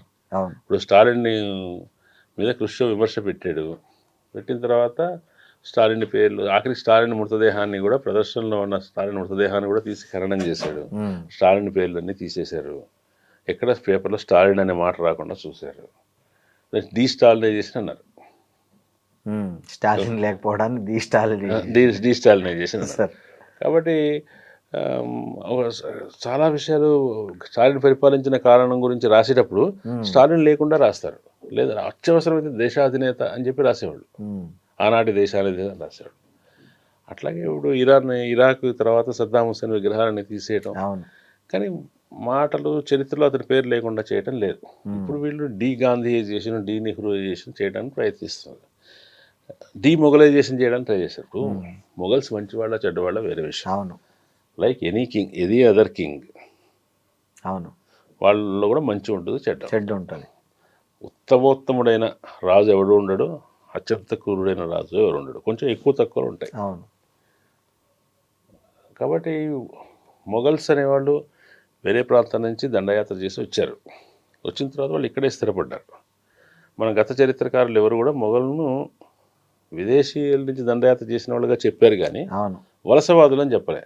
వలసవాదులు ఎప్పుడవుతారంటే వాళ్ళు ఒక దేశానికి చెంది ఉండి అక్కడి నుంచి వచ్చి ఇక్కడ దీన్ని ఆక్రమించి ఇక్కడి నుంచి సంపదనంతా అక్కడికి తీసుకెళ్తూ ఉంటే వాళ్ళు వలసవాదులు అంటారు. కానీ ఇక్కడే మొఘలు అది కాదు, వాళ్ళు ఇక్కడే ఉండి స్థిరపడిపోయారు. వాళ్ళు ఆరిజిన్స్ మూలాలు వేరే. భారతదేశంలో వాళ్ళ మొఘల్స్ గురించి ఎక్కువ చదువుకున్నాం మనం, వేరే వాళ్ళ గురించి చదువుకోవట్లేదు. కాబట్టి మొఘల్స్ని చరిత్రలోంచి తీసేద్దామని వీళ్ళు అంటున్నారు. తీసేస్తావు సరే, నీకు కావాలంటే మొఘల్స్ దుర్మార్గులను రాసుకో, తీసేస్తే ఎట్లా? అదే కదా. 1500 నుంచి 1800 వరకు ఎవరు పరిపాలించారు? మొఘల్లే పరిపాలించారు.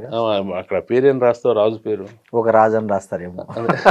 అంటే చరిత్ర నుంచి తీసేయటం అనేది అదేంటంటే దానికి ఇప్పుడు మొత్తం టెక్స్ట్ బుక్స్లో, ఎన్సీఆర్టీ టెక్స్ట్ బుక్స్లో వాటిలో కూడా చేసిందంటే మొఘల్ చాప్టర్స్ తీసేయటం. ఇప్పుడు మొఘల్స్ అంతకాలం పరిపాలించారంటే ప్రతి ఒక్కడు ఒక అడ్మినిస్ట్రేషన్లో ఏదో ఒక ఖచ్చితంగా మార్పులు ఇచ్చుంటాడు, 100%. అట్లాగే మొఘల్స్ కాలంలో రెవెన్యూ అడ్మినిస్ట్రేషన్లో భారతదేశంలో చాలా మార్పులు జరిగాయి.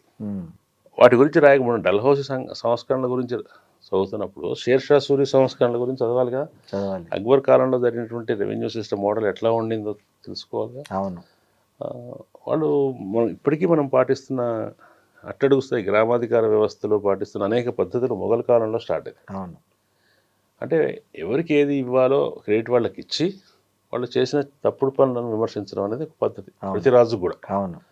కృష్ణదేవరాయలు గారు బోర్డంతా మంచి దండయాత్రలు చేశాడు, అవును. సాహిత్యాన్ని పోషించాడు. కానీ పోర్చుగీసులతో వ్యాపారం ఆయనే చేశాడు. అవును. విదేశాలతోటి ఆయన ఆయన ఒకళ్ళిద్దరు ముస్లిం రాజులతో యుద్ధం చేశాడు, అనేక మంది ముస్లిం రాజులతో స్నేహం చేశాడు. అవును.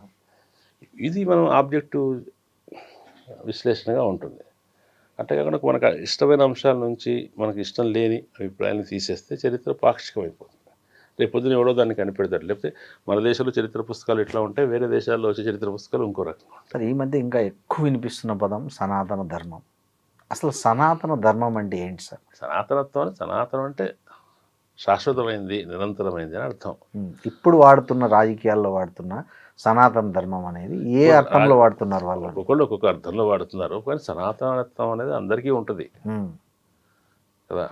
హేతువాదులకి భౌతికవాదులు కూడా సనాతనత్వం ఉంటుంది. సనాతన ధర్మం అనేది ఇప్పుడు ఒక నాస్తికుడికి ఒక హేతువాదికి సనాతనులు ఎవరు?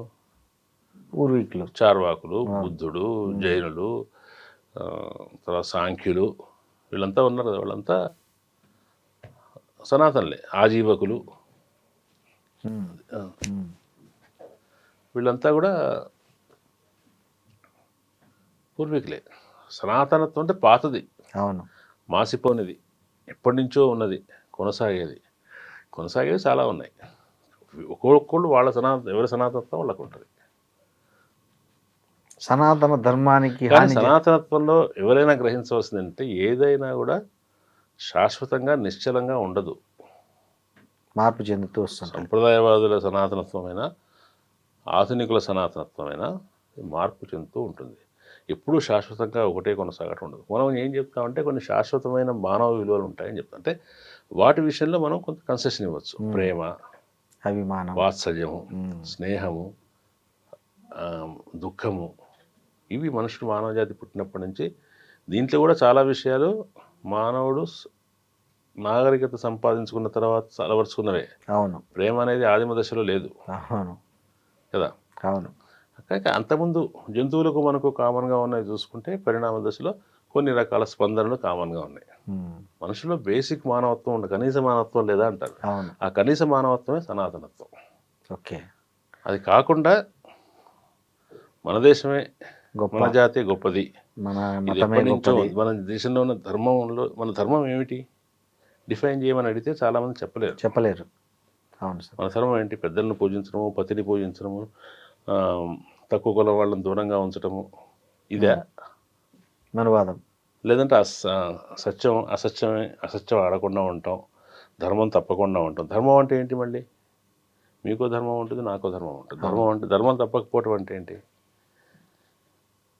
అంటే ఎవరికి నిర్దేశించిన ధర్మం వాళ్ళు పాటించడమా? ఏ కులం వాళ్ళు ఏ పని చేయాలో ఆ పని చేస్తే ధర్మము. చాలా పాత కావ్యాల్లో ఋషుల దగ్గరికి రాజులు వస్తారు. అప్పుడు రాజుల్ని ఋషులు అడుగుతారు, ఎట్లా ఉంది మీ పాలన, బాగుందా, అర్ణాశ్రమ ధర్మాలు సక్రమంగా ఉన్నాయా, అందరూ బ్రాహ్మణులను గౌరవిస్తున్నారా, ఇటువంటి ప్రశ్నలు అడుగుతారు. అంటే వాళ్ళ దృష్టిలో ధర్మం అంటే అది. అంటే ఎవరి ధర్మాన్ని పాటించడం, సత్యాన్ని అనుసరించడం, నమ్మక ద్రోహం చేయకపోవటం. అన్నిటికంటే గొప్ప ధర్మం నేనైతే అనుకుంటాను భారతంలో చెప్పారు. ప్రపంచంలో అన్ని మతాలకి వర్తిస్తుంది. ఇతరులు ఏ పని చేస్తే నీకు నొప్పి కలుగుతుందో నువ్వు ఆ పని ఇతరులకు చేయకు అని విదురుడు చెప్తాడు. పరమోత్తమ ధర్మం అది. ఏ పని ఇతరులు నీకు చేస్తే నీకు బాధ కలుగుతుందో నువ్వు ఆ పని ఇతరులకు చేయకుండా ఉండటానికి మించిన ధర్మం ఇంకొకటి లేదు. అది ధర్మం. కానీ ఈ సాత్విక ధర్మం అనొచ్చు. అట్లా ఉండకూడదు. పక్కవాడు ఇప్పుడు సిద్ధాంతం గాంధీ గారు ఒక చెంప కొడితే ఇంకో చెంప చూపిస్తున్నారు కదా. కాదు, ఇప్పుడు నైతి ఒక చెంప కొడితే రెండు చెంపలు కొట్టాలి కదా. మనం అట్లా అమాయకంగా ఉంటే మనం దాన్ని బలహీనత అనుకుంటున్నారు. జాతి అంతరించిపోతుంది, మతం అంతరించిపోతుంది. వర్షన్స్ ఎప్పుడు కూడా 2 రకాల 3 రకాల వర్షన్స్ ఉంటాయి. కాబట్టి సనాతనత్వం అని వాళ్ళు చెప్పే సనాతనత్వం అంటే ఏదైతే సంప్రదాయ కాలంలో ఉండే విలువలు ఉన్నాయో ఆ విలువలు ఇప్పుడు వర్ణాశ్రమం కావచ్చు, పాతివ్రత్యం కావచ్చు, ఇటువంటివన్నీ, ఆడవాళ్ళు చీరలు కట్టుకోవటం, మగవాళ్ళు పంచెలు కట్టుకోవటం కావచ్చు, వస్త్రధారణ. వస్తుందిగా చేయొచ్చు, భజనలు చేయటం కావచ్చు, ఉమ్, అట్లా కొంతమంది అనుకోవచ్చు. కొంతమంది సనాతన ధర్మం అంటే నేనైతే దీన్ని మనం పొరపాటు వాళ్ళెవరో సనాతన ధర్మం అని చెప్పి ఉమ్, పాతబడిపోయిన విలువల్ని ప్రోత్సహిస్తున్నారని అనుకుని దాన్నే సనాతనత్వం అనుకోవడం తప్పు. ఉమ్, భారతదేశానికి ఒక ప్రాచీనత ఉంది. అవును. ఆ ప్రాచీనతలో తప్పు ఎంత ఉందో ఒప్పు కూడా అంత ఉంది. ఇవాళ మనుషులు మనం ఎట్లాగో మంచి చెడ చర్చించుకుంటున్నామో, ఇట్లా అయితే మంచిది, ఇట్లా అయితే చెడ్డదని, ఆ రోజుల్లో కూడా చర్చ ఉండేది. ఆ రోజుల్లో కూడా మన పూర్వీకులు ఉన్నారు, వాళ్ళ పూర్వీకులు ఉన్నారు. ఉమ్, అంతే కదా సార్. వాళ్ళ పూర్వీకుల విషయాన్ని సనాతనత్వం అంటున్నారు. బహుశా మనం మన పూర్వీకుల విషయాన్ని సనాతనత్వం అనాలేమో. అంతే కదా సార్. ఈ రాజకీయ శత్రువులు, అసమ్మతివాదుల విషయంలో మోడీ పాలనలో సాగుతున్న ఏదైతే బుల్డోజర్ విధానం, దాన్ని అంటే తిప్పికొట్టే శక్తి సామర్థ్యాలు క్రమంగా అంతరించిపోతున్నాయి దేశంలో, ఇంక్లూడింగ్ కమ్యూనిస్టులతో సహా అందరూ ఎదుర్కోలేని ఒక పరిస్థితి వచ్చింది. దీనికి కారణం ఏమంటారు సార్? కారణం ఏమంటామంటే అది చెప్పడం చాలా కష్టం. కారణం అనేది ఒకటి రెండు రకాలుగా చెప్పొచ్చు. సార్. ఒకటి వాళ్ళు మోడీ కానీ ఆయన ఆయన వాళ్ళ శక్తి సామర్థ్యాల వల్ల, వాళ్ళ దీర్ఘకాలంగా అనుసరిస్తూ వస్తున్న పద్ధతుల వల్ల, సహనం వల్ల 86 నుంచి ఓపికగా చేస్తూ రామజన్మోద్యమాన్ని చేస్తూ 92లో అయిన తర్వాత కూడా దాన్ని వదిలిపెట్టకుండా ప్రయాణం చేస్తూ వచ్చారు కదా, అదొకటి. అంతకుముందు కూడా మీరు కేరళలో చూస్తే కొన్ని గ్రామాల్లో 1970 నుంచి 69 నుంచి పనిచేస్తున్నటువంటి ఆర్ఎస్ఎస్ కార్యకర్తలు ఉన్నారు. అంటే వాళ్ళకు కావాల్సిన అనుకూల వాతావరణం వచ్చేదాకా, సామరస్యం, వాళ్లకు అనుకూల పరిస్థితులు వచ్చాయని వాళ్ళకి నమ్మకం కలిగేదాకా నెమ్మదిగా పనిచేస్తూ ఉంటారు. బహుశా అటువంటి ప్లాన్డ్గా డెడికేటెడ్గా పనిచేసే శ్రేణులు కమ్యూనిస్టులో కానీ ఇతర పార్టీలో కానీ లేవేమో. కమ్యూనిస్టులో ప్రాణాలు ఇవ్వడానికి కూడా సిద్ధపడేవాళ్ళు, ప్రాణాలు తీయడానికి కూడా సిద్ధపడేవాళ్ళు, ఇటువంటి అడ్వర్స్ కండిషన్స్లో అయినా ఉండటానికి ఇష్టపడేవాళ్ళు ఉన్నారు. కానీ ఇంత ఓపిక లేదేమో అనిపిస్తుంది. ఓకే, ఆ కన్సిస్టెన్సీ వాళ్ళకున్నంత ఓపిక మిగతా ఈ సెక్షన్స్ లేదు. అది ఒక సబ్జెక్టివ్ కారణం. అంటే ఈ శ్రేణులకు అంత విజయం ఎందుకు వచ్చిందంటే ఇప్పుడు కూడా వాళ్ళు చాలా మెటిక్యులస్గా వాళ్ళు అనుసరించిన పద్ధతులు కరెక్ట్ తప్పు చెప్పట్లేదు, కరెక్ట్ కాకపోవచ్చు. కానీ వాళ్ళు ఒక రాష్ట్ర ఎన్నికల మీద వాళ్ళ యంత్రాంగం పెట్టే దృష్టి, పెట్టే టైము, ఆలోచన, చేసే వ్యూహరచన చాలా మెటిక్యులస్గా ఉన్నాయి. కాబట్టి ఎవరికి సమర్థత ఉందో వాళ్ళు గెలుస్తారు అనే సూత్రం అనుకుంటే వాళ్ళు గెలవటం సహజమే. ఇంకా కొంతకాలం కూడా గెలుస్తారు. అది కాకుండా ఆబ్జెక్టివ్ కండిషన్స్ కూడా ఉన్నాయి సార్. ఒకటి కాంగ్రెస్ ప్రభుత్వ వైఫల్యం, కమ్యూనిస్టులు ఇతర సమాజంలో పనిచేసే వాళ్ళ వైఫల్యం, వాళ్ళు సమాజ వాస్తవికతను గుర్తించడంలోనూ, ప్రజల్ని మేల్కొల్పడంలోనూ, వాళ్ళ పోరాట కార్యక్రమాలకి తగిన విధంగా దాన్ని మార్చుకోవడంలోనూ వాళ్ళు అలసత్వం చూపించారు, నిర్లక్ష్యం చూపించారు, లేదంటే వాళ్ళు కొట్టుకుపోయారు. అందువల్ల అకస్మాత్తుగా ఇది ముంచుకొచ్చేసరికి ఇంత ఉందా అంటే ఈ రైటిస్ట్ ప్రభంజనం అనేది మనసుని తాకింది, బుద్ధిని తాకింది. వాళ్ళకు దాంట్లో ఉన్న తర్కం నచ్చింది. ప్రతి ఒక్కటి తర్కం.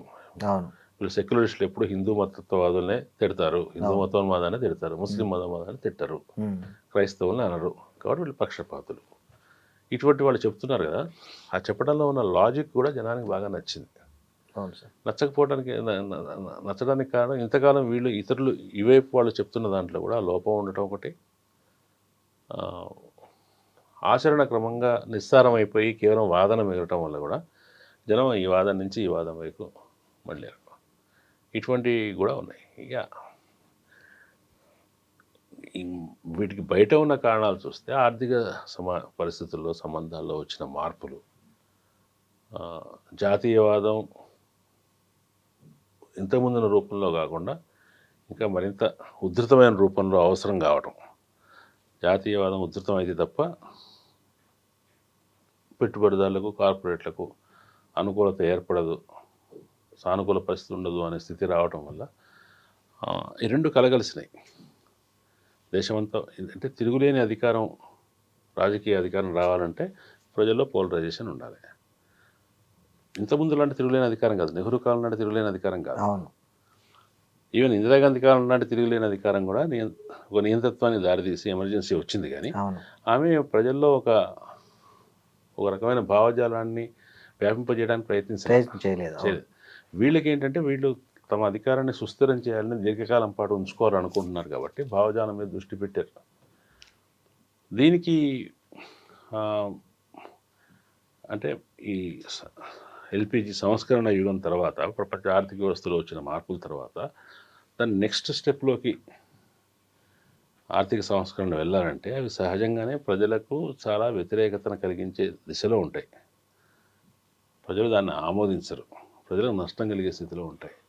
కానీ ప్రజలు వాటిని ఆమోదించాలంటే ప్రజలు వేరే వైపు నుంచి ఈ ప్రభుత్వాలకు మద్దతు ఇవ్వాలి. ఎట్లా వైపు నుంచి మద్దతు ఇస్తారంటే ఈ ధార్మికమైన, అస్తిత్వపరమైన, లేదంటే ఈ జాతీయవాదం నుంచి ఈ ప్రభుత్వానికి మద్దతు వస్తుంది. కాబట్టి ఆ మద్దతు ఆధారంగా వాళ్ళు ఛత్తీస్గఢ్లో మైనింగ్ కోసమైనా కావాల్సిన చర్యలు తీసుకుంటారు, ఆరావళి పర్వతాలని మైనింగ్ చేయడానికైనా చర్యలు తీసుకుంటారు. ఏదంటే అది చేయడానికి కావాల్సిన తిరుగులేని అధికారం వస్తుంది. ఆ తిరుగులేని అధికారం ఎక్కడి నుంచి వస్తుంది? ప్రజల్లో ఈ మితవాద ఆలోచన రావటం నుంచి వస్తుంది. ప్రజలు ఈ కొత్త ఆలోచన విధానానికి వాళ్ళు ప్రభావితులు కావటం వల్ల ప్రజలు అంత సమ్మతిస్తున్నారు. ఆ సమ్మతిని వాళ్ళు దేనికి ఉపయోగిస్తున్నారు? మైనింగ్ ప్రైవేట్ శక్తులకు, పెట్టుబడిదారులకు అనుకూలంగా మారుస్తున్నారు విధానాన్ని. సో ఉద్ధృతమైన జాతీయవాదం వెనక ఈ దేశంలో పెట్టుబడిదారులకు అనుకూలమైన వాతావరణం సృష్టించడం అనేది ఒక క్లియర్ కట్ లక్ష్యంగా కనిపిస్తుంది. అంతే కదా సార్? ఇప్పుడు అమెరికాలో కూడా ఏం చేస్తున్నారు? ఇప్పుడు making America great again, Naga Trump slogan అది. కానీ అతను అమెరికాలో ఎక్కువ ప్రజలను తన వైపు తిప్పుకోవడానికి ఏం చేశాడు? మైగ్రెంట్స్ మీద దృష్టి పెట్టాడు, మెక్సికన్ల మీద దృష్టి పెట్టాడు. మొదటి విడతలో మెక్సికోకు భారత్కు మధ్యలో, మెక్సికోకు అమెరికాకు మధ్యలో గోడ కట్టే ప్రయత్నం చేశాడు. అంటే ప్రజల్లో ఒక రకంగా మనకు వీళ్ళ నుంచి ప్రమాదం ఉంది, మనం ప్రమాదంలో ఉన్నాము, మనం ఇప్పుడు హీనస్థితిలోకి వెళ్ళాము, మళ్ళీ గొప్పవాళ్ళం కావాలంటే మనం కఠినంగా ఉండాలి. సో వాడు ఆచరణలో మెక్సికోతో కఠినంగా ఉండట్లా. మెక్సికన్లు తమ దేశంలోకి రావటం వల్ల తమ దేశంలో వాళ్ళకు ఉద్యోగాలు పోతున్నాయని, ఇతర ప్రదేశాల నుంచి మన దగ్గరికి రావటం, వాళ్ళకు ఉద్యోగాలు ఇవ్వటం వల్ల మన వాళ్ళకు ఉద్యోగాలు లేవని ఇవి చెప్తున్నప్పుడు ప్రజల దృష్టిలో ఏంటి? ఈ బయట నుంచి వస్తున్న వాళ్ళే శత్రువులు. దానివల్ల వచ్చిన అధికారాన్ని దానికి దేనికి ఉపయోగిస్తున్నాడు? వెనిజులా మీద దాడి చేయడానికి ఉపయోగిస్తున్నాడు, భారతదేశాన్ని ఇబ్బంది పెట్టడానికి ప్రయత్నిస్తున్నాడు. ఒకవైపున ఉక్రెయిన్ యుద్ధంలో తన పాత్ర చేయడానికి ప్రయత్నిస్తున్నాడు, గ్రీన్లాండ్ని ఆక్రమించడానికి ప్రయత్నిస్తున్నాడు. అంటే అట్లా అధికారం ఏ రకంగా మితవాదాల్లో ఉండేది సమస్య అంటే వాళ్ళు ప్రజల్ని భావోద్వేగాలకు లోను చేసి ప్రజల్ని ఏదో ఒక పద్ధతిలో తమ వైపు తిప్పుకుంటారు. తిప్పుకున్న తర్వాత వాళ్ళని సంతృప్తిపరచడం కూడా ఇటువంటి చర్యల ద్వారా సంతృప్తిపరుస్తారు. ఇది ఎంతకాలం సాగుతుంది సార్? చూడాలి మరి. అంటే కొంతకాలం సాగేటట్టే కనిపిస్తుంది. దానిలోని అంతర్గత వైరుధ్యాల వల్ల అది కుప్పగూలాల్సింది తప్ప ఈ భారతదేశంలో అయినా బీజేపీలో ఉండే సమస్యల వల్ల జరగాల్సింది తప్ప దాన్ని ఎదుర్కోగలిగే, ఓడించగలిగే, తగ్గించగలిగే శక్తి బయట ఉన్న వాళ్ళకి ఎవరికి లేదు ప్రస్తుతం. అయితే చెప్పలేము, మనం అనూహ్య దిశగా ప్రజల నుంచి మరి ఏమైనా వస్తే చెప్పలేను. ఎన్జీ టైప్ ఉద్యమాలు భారతదేశంలో వచ్చే అవకాశం ఉందంటారా? లేదు సార్, లేదు. ఇంకోటి సార్, ఇందాక మీరు అన్నారు అంటే వాళ్ళు ఒక లాజికల్ ఏదైతే హిందువుల విషయంలో స్పందించరు కాంగ్రెస్ వాళ్ళు కానీ, కమ్యూనిస్టులు కానీ, మేధావులు కానీ, పౌర సంఘాలు కానీ, ఇతర మతాల విషయంలో స్పందించినంతగా అనేది వాళ్ళు తెచ్చింది. నిజానికి అది ఒక రకంగా కరెక్టే అనిపిస్తుంది కదా సార్ ఎవరికైనా. ఇప్పుడు మనం ఆఫ్ఘనిస్తాన్ గురించి మాట్లాడతాం, వెనిజులా గురించి మాట్లాడతాం, ఈ మణిపూర్ గురించి మాట్లాడతాం, లేదా ఈ దేశంలో జరిగే ముస్లిం మైనారిటీ దాడుల మీద, గోమాంసం సంబంధించిన గొడవల మీద మాట్లాడతాం. కానీ ఇప్పుడు బంగ్లాదేశ్లో అక్కడ జరుగుతున్న హిందువుల మీద జరుగుతున్న ఒక అరాచకం మీద మాత్రం ఆ స్థాయిలో ఎవరు మాట్లాడడం అనేది కనపడదు. ఎందుకంటారు? ఈ అతి ప్రేమ ఒకవైపు, ఈ తక్కువ స్పందించే లక్షణం ఇటువైపు ఉందనేది ఇది ఒక సామాజిక మాధ్యమాలు ఫోకస్ చేయకపోవడం వల్ల జనానికి ఈ వైరుధ్యం కనిపిస్తుందా, నిజంగానే ఆ స్పందనలో ఆ తేడా కనిపిస్తుంది అంటారా? ఇవాళ ఈ సెక్యులర్ శక్తులు అనే ఎవరైతే అంటారో, సెక్యులర్ వాదులు అంటారో, వాళ్ళలో ఒక చిన్న లక్షణం అయితే ఉన్నమాట నిజం. ఎందుకంటే వాళ్ళు ఏమనుకున్నారంటే మెజారిటీ మతత్వంలో ఉన్న మెజారిటీ మతత్వం ఎక్కువ ప్రమాదకరం. అదే 180 మంది వీళ్ళే ఉంటారు కాబట్టి వీళ్ళలో మూర్ఖత్వం కానీ మతత్వం కానీ ఏమైనా ఉంటే అది ప్రమాదకరం కాబట్టి దాన్ని తప్పనిసరిగా అడ్రస్ చేయాలి. మైనారిటీల విషయంలోకి వచ్చేసరికి వాళ్ళు తమ మైనారిటీలు కావటం వల్ల ఒక అభద్ర స్థితిలో ఉంటారు. వాళ్ళ సొంత విషయాల్ని మనం విమర్శకు పెట్టినప్పుడు అది కూడా వాళ్ళ ఉనికికి సంబంధించిన ప్రమాదంలో భాగంగా పరిగణిస్తారు. అంటే మేము ఇక్కడ మైనారిటీ కాబట్టి మమ్మల్ని విమర్శిస్తున్నారు అనే భావనలోకి లోనవుతారు కాబట్టి వాళ్ళ పట్ల తక్కువ విమర్శించాలి అనే ఒక ధోరణి సెక్యులర్ వాదుల్లో, ముఖ్యంగా వామపక్షవాదుల్లో ఉంది. నాస్తికులు అందరినీ విమర్శిస్తారు, క్రిస్టియన్లోని మూఢత్వాన్ని వాటిని విమర్శిస్తారు. కానీ ఈ రాజకీయ సెక్యులర్ వాదులు ఏంటంటే సాధారణంగా ముస్లింలకు, మైనారిటీలకు, ముస్లింలు కానీ క్రిస్టియన్ కానీ అటానమీ ఇవ్వాలి, వాళ్ళని వాళ్ళే సంస్కరించుకోవాలి కాబట్టి మనం దాన్ని ఎక్కువ చేయొద్దు అనే ధోరణి ఉంది. అది అంత కరెక్ట్ కాదేమో అని ఇప్పుడు జరిగిన పరిణామాలు బట్టి మనం అనిపిస్తుంది. అందువల్ల ఇప్పుడు 1986లో షాబానో విషయంలో కూడా వచ్చినప్పుడు కాంగ్రెస్ పార్టీ ఎందుకు ఉలిక్కి పడింది? కోర్టు తీర్పు ఇచ్చినప్పుడు దాన్ని అమలు చేస్తే మైనారిటీలు దూరం అవుతారు అనుకున్నాను. కానీ ఆలోచించండి ఒకసారి, 1984 చివరిలో, 85 మొదట్లో రాజీవ్ గాంధీ అధికారంలోకి వచ్చినప్పుడు అప్పుడు రాజీవ్ గాంధీకి వచ్చినన్ని సీట్లు ఇప్పుడు ఈ మూడు దఫాల్లో నరేంద్ర మోడీ కూడా రాలేదు. ఆయన ఇందిరాగాంధీ సానుభూతి మీద తీవ్రమైన దాని మీద వచ్చాడు. 86లో ఇది జరిగింది. ఆయనకి ఏం ప్రమాదం ఉందని ఏమీ లేదు కదా. ఎందుకు? మైండ్ సెట్ అది. రెండు పనులు ఏం చేశాడు? షాబానా కోసం చట్టాన్ని మార్చాడు. చట్టాన్ని మారితే ముస్లింలకు మేలు చేశారని అనుకున్నాడు. ఆయన ముస్లింల ఆగ్రహానికి దూరం అవుతాను, ఆగ్రహం నుంచి తప్పించుకున్నాను అనుకున్నాడు. కానీ అది చేయడం వల్ల హిందువుల ఆగ్రహం కూడా కలుగుతుంది కదా. ఖచ్చితంగా. అందుకోసం రామజన్మభూమి తలుపులు అప్పటిదాకా తెరిపించడానికి ప్రయత్నం చేశాడు, ఇండైరెక్ట్గా ప్రయత్నం చేశాడు. కోర్టు ఆర్డర్ ఇచ్చింది కానీ అక్కడ ప్రభుత్వ న్యాయవాది వాదించకపోవడం ఏదో జరిగింది. అంటే రెండింటినీ బ్యాలెన్స్ చేయడం అనేది మొదలైంది. బ్యాలెన్స్ చేయాల్సిన అవసరమే ఆయనకు లేదు. అయితే ఆయన దానివల్ల ఉపయోగం జరిగిందా? ఏం జరగలేదు. అంత 410 సీట్లు 402 సీట్లో గెలుచుకున్న రాజీవ్ గాంధీ 89 ఎలక్షన్లో దారుణంగా ఓడిపోయాడు. దేని మీద? బోఫోర్స్ కుంభకోణం దాని. కాబట్టి కాంగ్రెస్ మైండ్ సెట్లోనే అది ఉంది. మైనారిటీల అసంతృప్తీకరణ అనేది తప్పదు. దాన్ని వీళ్ళు ఇట్లా చెప్తున్నారు కానీ అసంతృప్తీకరణ కాదు, అది టోకనైజేషన్. యాక్చువల్గా సార్ వాళ్ళ జీవన పరిస్థితులు మెరుగుపడలేదు, వాళ్ళకు ఉద్యోగాలు రాలేదు, వాళ్ళ విద్య మెరుగుపడలేదు, వాళ్ళ మత చిహ్నాలను గౌరవించినంత మాత్రాన, వాళ్ళ మత పండుగలకు సెలవులు ఇచ్చినంత మాత్రాన జరగదు కదా. వాళ్ళ ఆడవాళ్ళని వదిలేయడానికి వీలు కల్పించినంత మాత్రాన, రద్దు చేసినంత మాత్రాన అది కాదు కదా. అది టోకనైజేషన్. కానీ దాన్ని వాళ్ళ సంతృప్తీకరణ అనుకుంటున్నారు. దానివల్ల వాళ్ళు ఒరిగింది ఏమిటి? కాబట్టి సెక్యులరిస్ట్ ప్రాక్టీసెస్ అన్నింటినీ కూడా మళ్ళీ కాంగ్రెస్ వాదులు, లెఫ్టిస్టులు కూడా మళ్ళీ పునరాలోచన చేసుకోవాల్సిన అవసరం ఉంది. మనం ఇంతకాలం చేసిన వాటిలో ఏవి సరి అయింది, ఏవి సరి అయింది కాదు, దాన్ని చర్చించుకోవాలి ముందు. కాబట్టి వాళ్ళ అవతల వాళ్ళు అన్నీ విమర్శిస్తారు. నువ్వు దీని గురించి మాట్లాడేవా, దీని గురించి బంగ్లాదేశ్లో జరిగిన దానికి విమర్శించడానికి తప్పనిసరిగా మాట్లాడతారు. ఎందుకు మాట్లాడరు? కానీ గుర్తుపెట్టుకోవాల్సిన విషయం ఏంటంటే భారతదేశంలో మైనారిటీల పట్ల మనం ఎట్లా ఉన్నాం అనే దాన్ని బట్టి అక్కడ మైనారిటీల పట్ల అదే ఉంది కదా. ఇక్కడలాంటి ప్రభుత్వమే అక్కడ ఉంది కదా. మత ప్రాతిపదికన నడిచే ప్రభుత్వాల్లో మైనారిటీలకు జరిగే ఇవన్నీ కామన్.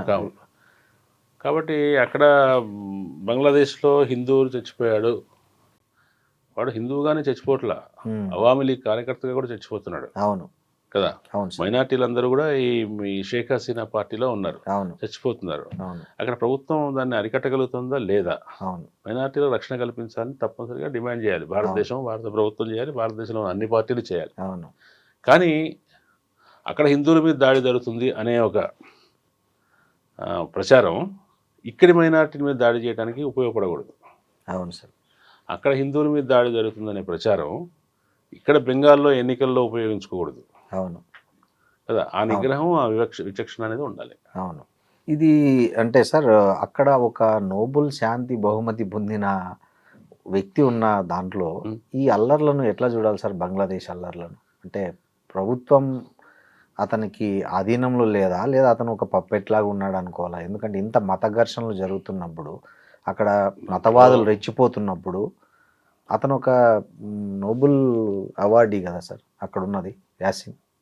స్పష్టంగా చెప్పలేము అనేక విషయాలు. ఓకే. షేక్ హసీనా భారతదేశానికి అనుకూలంగా ఉన్న వ్యక్తి, ఆమెను దింపారు. ఆమె వ్యతిరేకంగా ఉన్నది బిఎంపి. ఆమె ఖలీదా జియా మొన్న చనిపోయింది కదా ఆమె.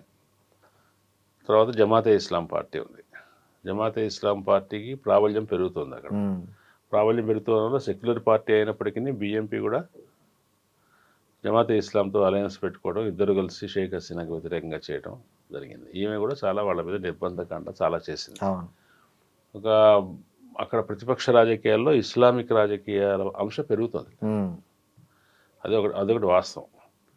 కానీ హసీనా మీద వచ్చిన వ్యతిరేకత అంతా కూడా ఇస్లామిక్ రాజకీయాల వ్యక్తీకరణ కాదు. ఇప్పుడు దానివల్ల ఈ ఖలీదా జియా పార్టీ రేపు పొద్దున మార్చి ఎలక్షన్స్లో విజయం పొందే అవకాశం ఉంది కాబట్టి భారతదేశం కూడా ఈ మధ్య ఖలీదా జియా చనిపోయినప్పుడు ప్రత్యేకంగా వెళ్ళి అక్కడ జయశంకర్ వెళ్ళి చేయడం, వాళ్ళ నాయకులు కలవటం లాంటి పనులు చేశారు. వాళ్ళ కొడుకుని కలిసి. దీంట్ వెనక అమెరికా ప్రమేయం ఉందనేటువంటి వాదనలు వస్తున్నాయి. అవును సార్. ఎక్కడెక్కడైతే మీరు అన్నారు ఇందాక జంజీలు చేశారో, శ్రీలంకలో కావచ్చు, నేపాల్లో కావచ్చు, బంగ్లాదేశ్లో కావచ్చు, వీటంటే వెనుక అమెరికా ప్రోత్సాహం ఉందనే ఒక వర్షం వినిపిస్తుంది, చాలామంది ఆరోపిస్తున్నారు. అయితే బంగ్లాదేశ్లో ఇంతకాలం వస్తున్న ప్రభుత్వం మారాల్సిన ప్రయోజనం మాత్రం అమెరికాకు ఉంది, చైనాకు కూడా ఉంది. అది షేక్ హసీనా కొనసాగితే బాగుండని భారతదేశానికి ఉంది. ఇక్కడ ఈ భౌగోళిక రాజకీయాల ప్రమేయం కూడా ఉంది కదా. రేపొద్దున భారత్తో అంతగా సఖ్యత లేని ప్రభుత్వం అక్కడ వస్తే ఆ బంగ్లాదేశ్, చైనా కలిస్తే మనకు భారతదేశానికి కొంత తలకైనా పోతుంది. ఈ ప్రాంతంలో తనకు చైనాకు దగ్గరగా ఏదైనా స్థావరం మిత్రదేశం కావాలని అమెరికా అనుకుంటుంది అనుకోండి, భారతదేశం కాకుండా, అది కూడా ఈ ప్రాంతంలో అనేక సమస్యలను తెచ్చిపెడుతుంది. అసలు బ్రాడర్ సెన్స్లో మాట్లాడినప్పుడు దీంట్లో రాజకీయ కక్షలు, రాజకీయ హత్యలు జరుగుతున్నాయి, మతపరమైన హత్యలు కూడా దాంట్లో ఉన్నాయి. తప్పనిసరిగా భారతదేశంలో అదొక్కటిగా అన్నింటినీ ఖండించాలి. మణిపూర్లో ఖండించాలి, భారతదేశంలో కాదు, బంగ్లాదేశ్ పరిణామాలని, బంగ్లాదేశ్ పరిణామాల్లో అగ్రరాజ్యాల ప్రమేయాన్ని ఖండించాలి ఫస్ట్. మహమ్మద్ యూనస్ అనేవాడు నోబెల్ ప్రైజ్ వచ్చింది, కానీ అతను పొదుపు సంఘాల ద్వారా అతను ప్రచారం పొందారు, కానీ అతనే ప్రజానాయకుడు కాదు. అతను ఒక సంక్షోభ స్థితిలో ఆయన్ని తటస్థ నాయకుడిగా పెట్టుకున్నారు. అదే అమెరికా ప్రమోట్ చేసిన తటస్థ నాయకుడు అని కూడా అంటున్నారు. అవును సార్. ఆయన ఎన్నికల విషయాన్ని శాంతియుతంగా నిర్వహించాలంతే, తర్వాత అప్పగించి పోతాడు ఆయన. కానీ అంత నిర్వహించే సమర్థత ఉందా? బంగ్లాదేశ్ సైన్యం దాంట్లో ఏం పాత్ర వహిస్తుంది, అది ఎటువంటి రోల్ చేస్తుంది, ఇవి చాలా ముఖ్యమైన విషయాలు. కాబట్టి మతపరమైన పాలన వస్తే అమెరికా కూడా అనుకూలమే అనుకోండి, అది మనకు సరిహద్దుల వెంట మతపరమైన సమస్యలు తెస్తుంది, విదేశాంగ రంగంలో కూడా సమస్యలు తెస్తుంది. సో ఇందిరాగాంధీని ఏదైతే ఎమర్జెన్సీ అని బీజేపీ విమర్శిస్తుందో, నిజానికి అంతకంటే దారుణంగా డీఫాక్టో ఎమర్జెన్సీ అనేది ఇప్పుడు భారతదేశంలో స్థిరపడిపోయిందనే వాదన కూడా వినిపిస్తుంది సార్. ఇది కరెక్టేనంటారా? నియంతృత్వ విధానాలు అనేవి పార్టీలకు అతీతంగా కాంగ్రెస్, బీజేపీ రెండు కూడా కొనసాగిస్తున్నాయి. పార్టీల ప్రభుత్వాలు అనే విషయాన్ని పక్కన పెట్టి భారత రాజ్యం, ఇండియన్ స్టేట్ అనేది కూడా క్రమక్రమంగా తన కరుకుదేలుతూ ఉంది.